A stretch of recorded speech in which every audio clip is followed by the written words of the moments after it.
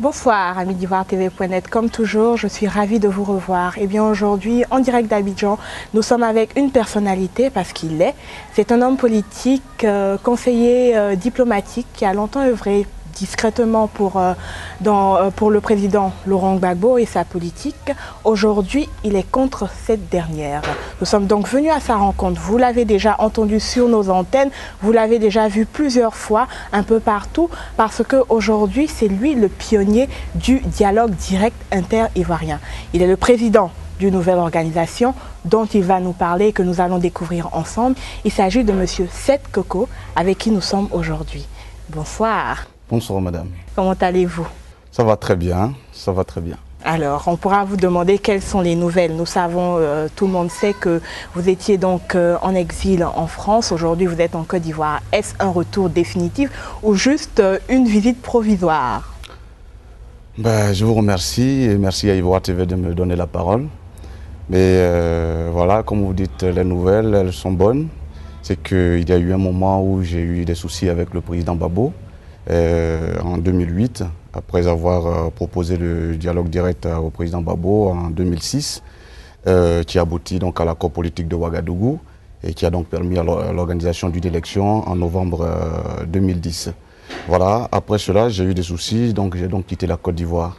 J'avais échappé à des enlèvements, à des tentatives d'enlèvement et à plusieurs endroits ici à Abidjan et encore plus précisément à l'hôtel Tiama. Et après ça, je suis parti. Donc depuis la France, tout se passait bien. Je suis resté dans mon exil comme ça pendant 3 ans. Je suis rentré aujourd'hui pour un retour définitif. Définitif parce que j'aime tellement la Côte d'Ivoire que je ne peux pas trop rester hors du pays. D'accord. Alors, on pourra dire aujourd'hui que M. Seth Koko, c'est ce jeune homme dynamique qui a une vision pour la Côte d'Ivoire, pour l'Afrique en général, je dirais, qu'on voit partout sur les antennes, sur l'Internet, partout. Et beaucoup de gens se disent, mais est-ce quelqu'un qui est encore en train d'essayer de se faire connaître? Est-ce un porteur de veste réversible? Hier avec le président Laurent Gbagbo, aujourd'hui il se dit concepteur du dialogue. Comment est-ce que vous pouvez justifier cela aux yeux, je dirais, donc des Africains et des Ivoiriens en particulier? Écoutez madame, moi je suis un élève on va dire de l'école du président Houphouët-Boigny. Nous on a grandi avec Houphouët-Boigny. Et quand on était petit, on voyait que le président Houphouët-Boigny avait une politique unioniste, une politique de paix et de travail surtout pour les Ivoiriens. Donc pour moi, c'était ça le modèle. Il y a eu le président Gbagbo qui est arrivé après. Il était un modèle pour moi aussi, dans le sens où il avait un bon projet, un bon programme de gouvernement et que pas mal d'Ivoiriens ont épousé. Donc en 2000, il a été élu. Mais après son élection, les choses ne se sont pas bien passées. Et j'ai vu que le président Gbagbo avait dérapé à plusieurs reprises dans sa gestion. Donc je dis tout cela pour vous dire que moi je suis pour le perfectionnisme. J'aime le travail bien fait. C'est pour cela que vous voyez qu'à un moment donné j'ai décidé de prendre la parole afin de dire aux dirigeants de l'époque que le travail qu'ils faisaient n'était pas bon. Aujourd'hui, un moment on m'a vu avec le président Gbagbo, aujourd'hui on me voit, comme vous le dites, pro-Ouattara. Oui, pour Ouattara, parce que M. Ouattara est un perfectionniste. C'est quelqu'un qui a la parole d'honneur et qui bosse correctement. Donc, nous qui avons une éducation ivoiro-française, ça nous permet de savoir qui est bon pour la Côte d'Ivoire. Et j'aimerais que la Côte d'Ivoire soit dirigée par un président qui cultive la paix, l'union des Ivoiriens et le travail.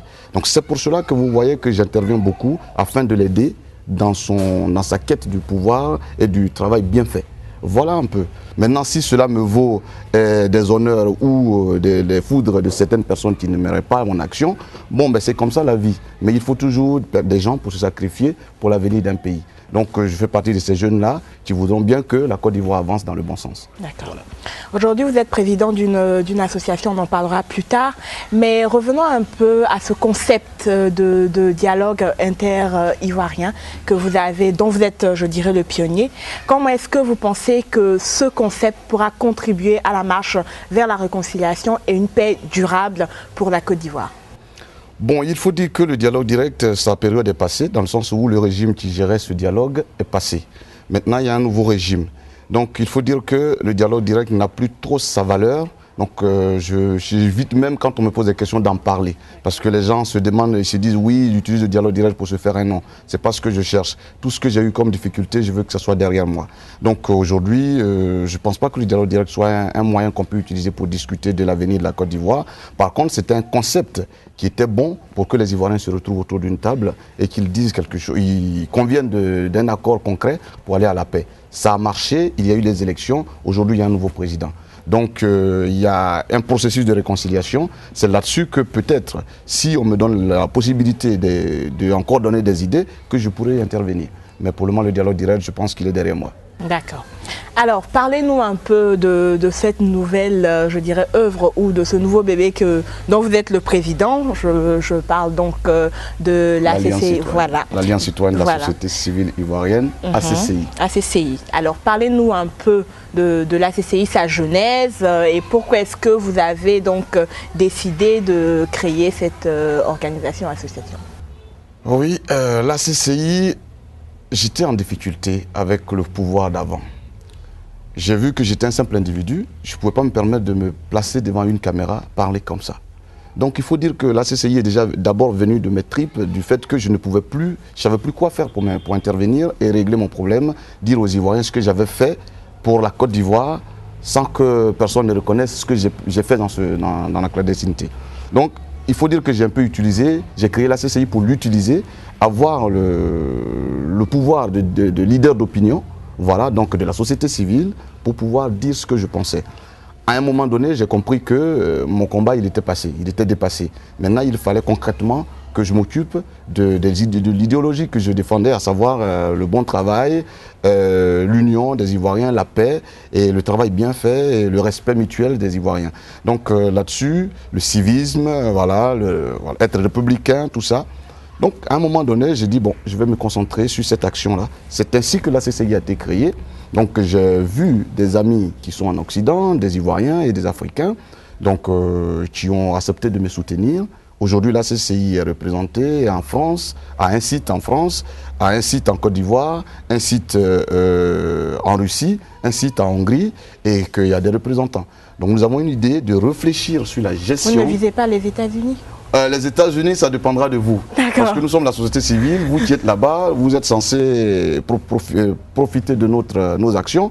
Donc nous sommes disposés à accueillir tous ceux qui vont nous proposer une représentation de la CCI. Voilà, donc la CCI, pour dire concrètement, aujourd'hui, la CCI n'est plus à moi. La CCI est une organisation de toute la jeunesse ivoirienne, de toute la population et tous ceux qui veulent rentrer à la CCI afin de cultiver cette paix qu'on recherche et le travail des Ivoiriens, ben en ce moment-là, nous sommes ouverts. Donc la CCI est là, comme on le dit, Alliance citoyenne de la société civile ivoirienne. Vous n'attendrez jamais de nos bouches qu'il faudrait aller à la haine, à autrui, l'autre est burkinabé, l'autre est wobé, l'autre est djoula, l'autre est du nord, l'autre du sud. Moi, je n'adore pas ça.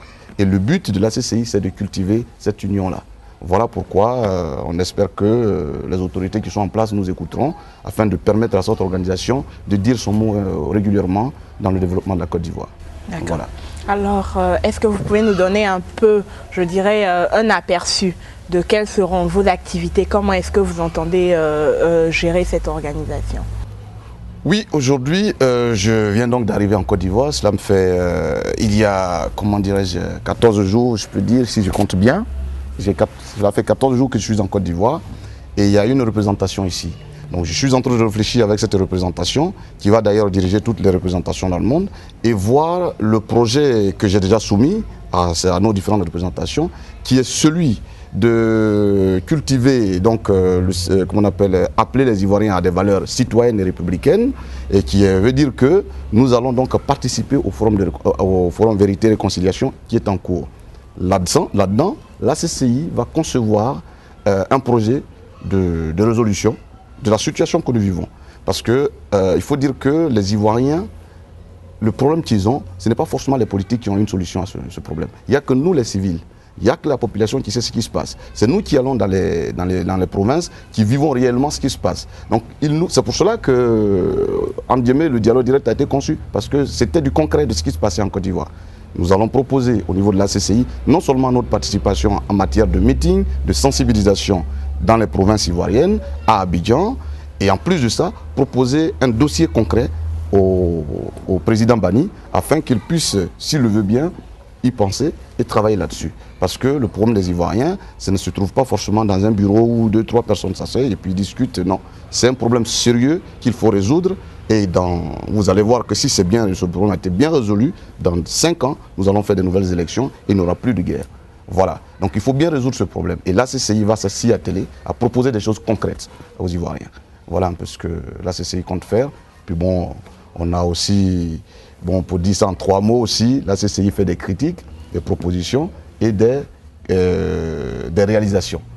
Donc j'ai déjà parler de critiques et propositions, mais dans le cadre des réalisations, ceux qui font partie de la CCI ont un département qui va réfléchir sur des projets d'investissement de ces membres de la CCI, mais les membres vraiment actifs pour que la CCI devienne solide, afin d'éviter que les politiques nous financent et que derrière, ils nous tiennent les ficelles.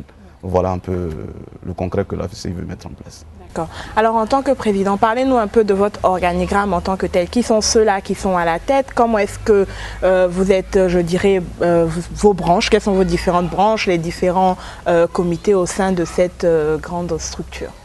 Ben, pour le moment, je ne peux pas appeler ça une grande structure, c'est trop dit parce que... C'est un grand projet, donc oui, c'est une grande structure. Mais c'est vrai que la CCI, jusqu'ici, j'agis en tant que fondateur. Je ne peux même pas m'appeler président parce que pour le moment, je suis fondateur. Pour moi, on n'a pas encore fait une assemblée générale, une première sortie, une assemblée générale constitutive de la CCI pour dire que tel est président, tel est secrétaire général. Mais il y a des différents postes, par exemple le représentant de France et le représentant de France qui gère l'Europe en même temps. Et derrière lui se trouvent des chefs de département, des chefs de commission. Également pour la Côte d'Ivoire, c'est la même chose. Et tout ça est pour le moment dirigé de manière pas trop démocratique, dans le sens où c'est moi qui ai fondé la CCI, qui finance derrière concrètement, avec le peu de moyens que nos amis nous apportent, on le fait. Et donc pour le moment, c'est pas trop démocratique que je ne suis pas à l'aise là-dedans. Maintenant, nous allons travailler là-dessus dans les 3-4 mois qui suivent pour établir l'organigramme réel de la CCI. Et à partir de là, vous verrez les décisions qui vont tomber derrière, si je dois toujours rester responsable de la CCI ou s'il faudra confier ça à un Ivoirien qui connaîtra encore mieux la Côte d'Ivoire ou les soucis quotidiens des Ivoiriens, parce que moi je suis censé aller un peu partout. Voilà. Donc l'organigramme de la CCI va se mettre en place dans 3-4 mois. D'accord. Voilà. Alors aujourd'hui, je dirais donc c'est un jour où nous avez permis d'échanger avec vous, de nous enseigner encore plus sur la CCI. Est-ce que vous avez un message, le dernier mot vous revient avant la fin de notre émission, donc un message pour les Africains en général, parce que je pense que c'est une vision pour l'Afrique en général et pour les Ivoiriens en particulier. Oui, merci de toucher ça parce que ça m'inspire le fait que dans notre façon de travailler et personnellement dans la façon dont je travaille dès le début, j'ai toujours dit aux Ivoiriens qu'on n'a son indépendance que dans le travail. Cette histoire d'indépendance, c'est ce qui nous a mené à la crise qu'on a aujourd'hui. Le pouvoir d'avant nous parlait d'indépendance de l'Africain, de l'indépendance de l'Ivoirien en particulier. L'indépendance, on ne l'a que dans le travail. Donc ce que je peux dire aux Ivoiriens, aux Africains, tous ceux qui trouvent qu'ils ne sont pas indépendants ici en Afrique, qu'ils se concentrent sur leur travail, qui se concentrent à la formation professionnelle, à créer des entreprises, à construire, à se former sur tous les plans et développer leur pays sans forcément s'attirer la foudre du monde entier. Parce que le pouvoir d'avant, c'est ce pouvoir-là cultivé. Résultat, nos frères, grands frères, petits frères, nos mamans aujourd'hui sont tous pollués par cette histoire d'indépendance. Or, l'indépendance, on l'a que dans le travail.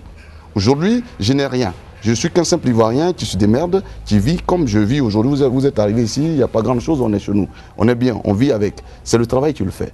Donc il faut que les Ivoiriens apprennent à travailler et ils auront leur indépendance.